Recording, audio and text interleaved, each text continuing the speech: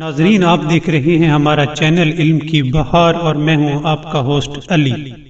ناظرین، ایک شخص حضور اکرم کی خدمت میں حاضر ہوا اور کہنے لگا کہ میں نماز تو پڑھتا ہوں لیکن بہت سارے گناہ بھی کرتا ہوں، میں ان میں سے کوئی ایک گناہ چھوڑنے کے لیے تیار ہوں، آپ فرمائیے کہ میں کون سا گناہ چھوڑ دوں؟ ناظرین، حضور اکرم نے فرمایا کہ تم جھوٹ بولنا چھوڑ دو۔ اس کے بعد اس شخص نے عہد کیا کہ آئندہ کبھی جھوٹ نہیں بولے گا۔ ناظرین، اس کے بعد لوگوں نے دیکھا کہ اس شخص نے تمام گناہوں کو چھوڑ دیا اور ایک نیک آدمی بن گیا۔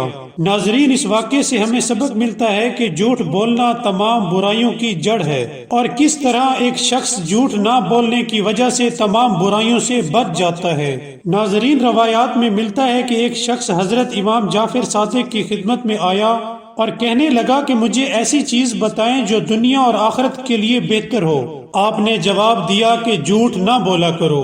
ناظرین، قرآن مجید میں اللہ تعالیٰ فرماتا ہے کہ لعنت اللہ علی الکاذبین، بے شک ہر جھوٹے شخص پر لعنت ہے۔ ناظرین، اگر آپ کو ہماری ویڈیو پسند آئی ہو تو سبسکرائب کرنا مت بھولیے گا۔ Thank you.